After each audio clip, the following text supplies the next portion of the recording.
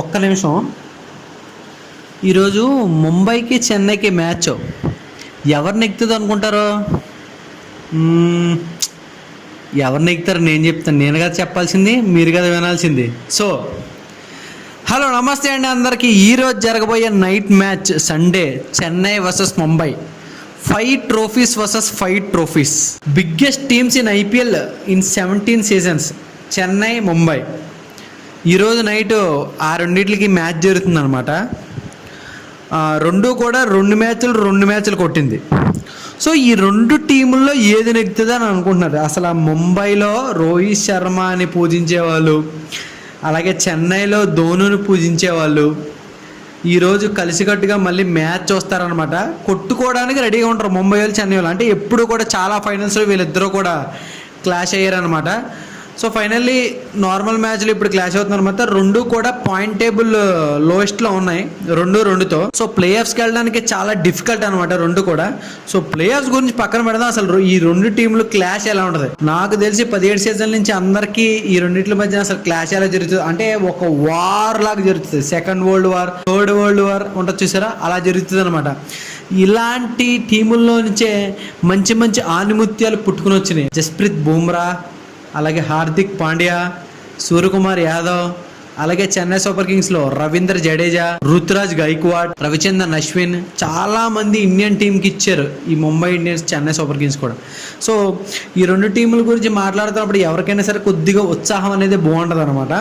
So ఈ రెండు టీముల మధ్యన అసలు కీ ప్లేయర్స్ ఎవరో చూద్దాం. కీ ప్లేయర్స్ వచ్చేసి చెన్నై సూపర్ కింగ్స్లో ఆబ్వియస్లీ మహేంద్ర సింగ్ ధోని అండ్ రచిన్ రవీంద్ర బ్యాటింగ్లోకి వచ్చేసి, అలాగే బౌలింగ్లో వచ్చేసి రవీంద్ర జడేజా అండ్ నూర్ అహ్మద్. నూర్ అహ్మద్ అయితే పర్పుల్ క్యాప్ హోల్డర్, మంచి ఎకనామిక్ బౌలర్.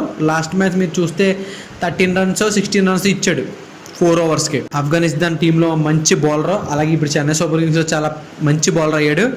అలాగే ముంబై ఇండియన్స్ కీ ప్లేయర్స్కి వచ్చేస్తే హార్దిక్ పాండ్యా, సూర్యకుమార్ యాదవ్, అలాగే బౌలింగ్లో జస్ప్రీత్ బుమ్రా, అలాగే ట్రెంట్ బోల్ట్.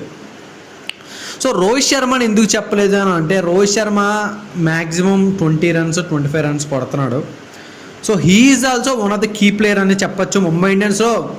రోహిత్ శర్మ లేనిదే ముంబై ఇండియన్స్ లేదు, కాకపోతే లైట్గా స్ట్రగుల్ అవుతున్నాడు అనమాట. సో మనోడు స్ట్రగుల్ అయినా సరే మిగతా వెనకాతలు ఉన్న బ్యాట్స్మెన్స్ ఆడుతున్నారు. సో మ్యాచ్లు కూడా అలాగే నెగ్గుతాయి అనమాట. So Suryakumar Yadav and Hardik Pandya both bat and బాల్లో కూడా మంచిగా రాణిస్తున్నాడు. అలాగే సూర్యకుమార్ యాదవ్ కూడా మంచిగా టెక్నిక్గా ఆడుతున్నాడు బ్యాటింగ్. సో ఈ రెండు టీముల మధ్యన క్లాష్ అనేది చాలా గట్టిగా ఉంటుంది అనమాట. అలాగే ఈ పిచ్ ఎక్కడ జరుగుతుందంటే వాంకటి స్టేడియంలో. అందరికీ తెలిసిందే చాలా చిన్న పిచ్. టాస్ నెగ్గులు ఖచ్చితంగా చేజింగ్ తీసుకుంటే మ్యాక్సిమం మ్యాచ్ నెగ్గుతుంది ఈ రెండు టీంలో కూడా. రెండు కూడా సమానంగా ఆడుతున్నాయి ప్రజెంట్ సీజన్లో, రెండు కూడా మంచిగా ఆడుతున్నాయి.